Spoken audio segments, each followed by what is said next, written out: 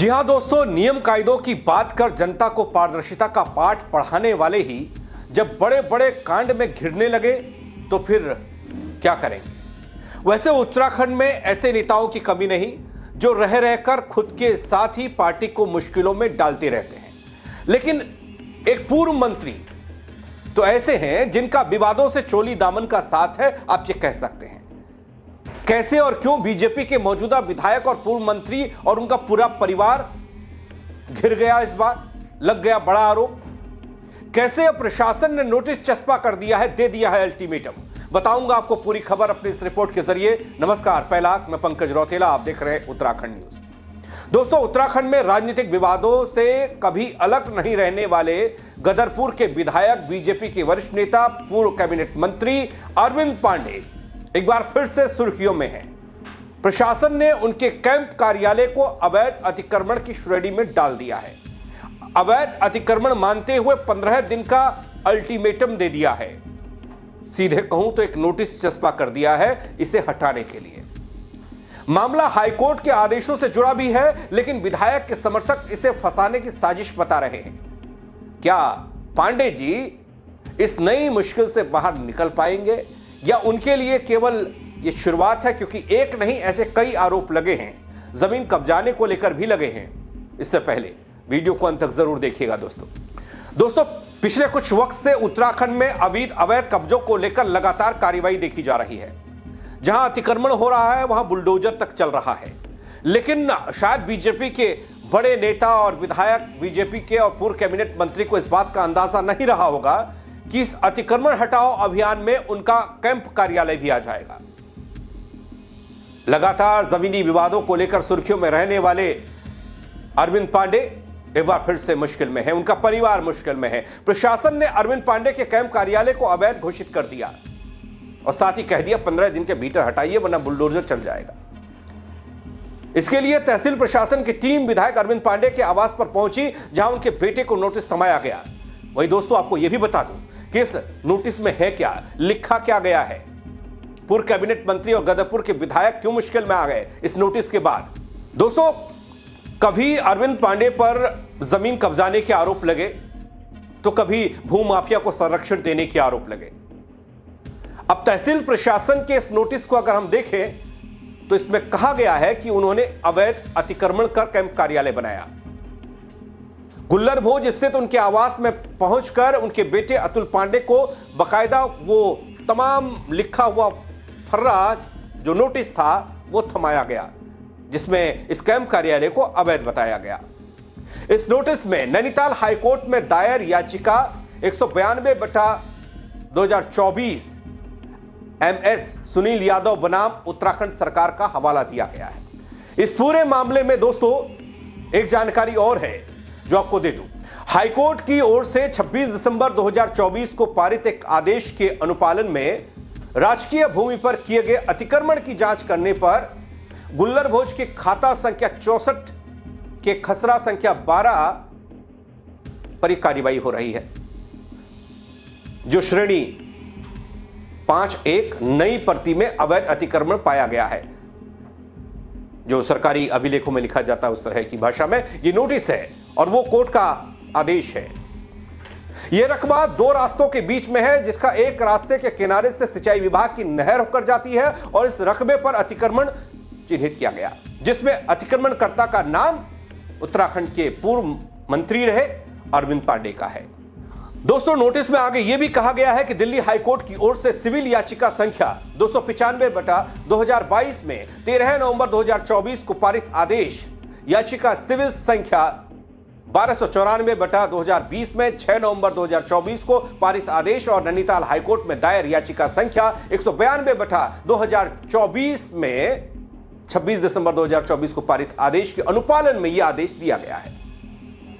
इसके तहत 15 दिन के भीतर आपको अतिक्रमण हटाना होगा। अरविंद पांडे जी को कहा गया है आप स्वयं हटा लें, ऐसा न करना पड़े कि हमें कार्रवाई करनी पड़े। नियमानुसार कार्रवाई कर अतिक्रमण को ध्वस्त किया जाएगा। ध्वस्त करने का मतलब तो आजकल उत्तराखंड में एक ही दिखता है दोस्तों कि बुलडोजर से हटाओ, और पहली मर्तबा ऐसा होगा कि कोई बड़ा नेता बीजेपी का इस दायरे में आया होगा, या आता दिखा होगा।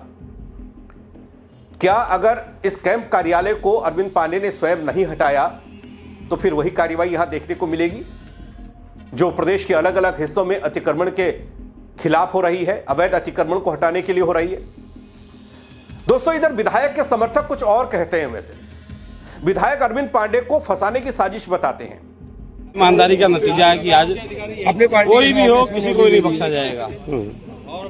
तो मैं तो सभी का बहुत बहुत धन्यवाद देता हूँ और इस नोटिस का जवाब कोर्ट में देना, कोर्ट में दिया जाएगा। अब इस बात से तो यही प्रतीत हो रहा है कि साजिश है, क्योंकि जगह जगह घेरने का प्रयास किया जा रहा है। कहीं किसी की जमीन है, कहीं किसी की जमीन है, कहीं किसी की जमीन है, और उन जमीनों से जबकि माननीय विधायक जी का कोई लेना देना भी नहीं है और उन्होंने स्पष्ट भी किया और सीबीआई जांच के लिए भी कहा है।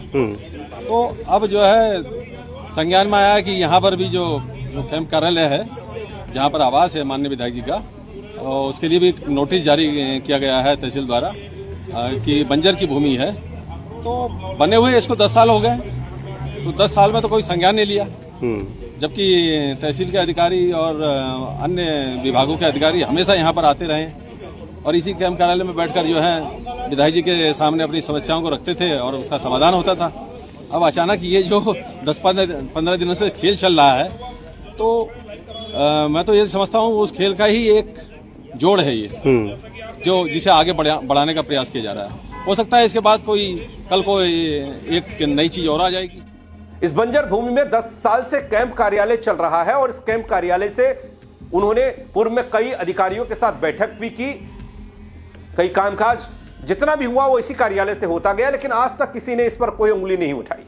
अचानक से इस भूमि पर अवैध कब्जा बताकर अतिक्रमण हटाने का आदेश दे दिया गया।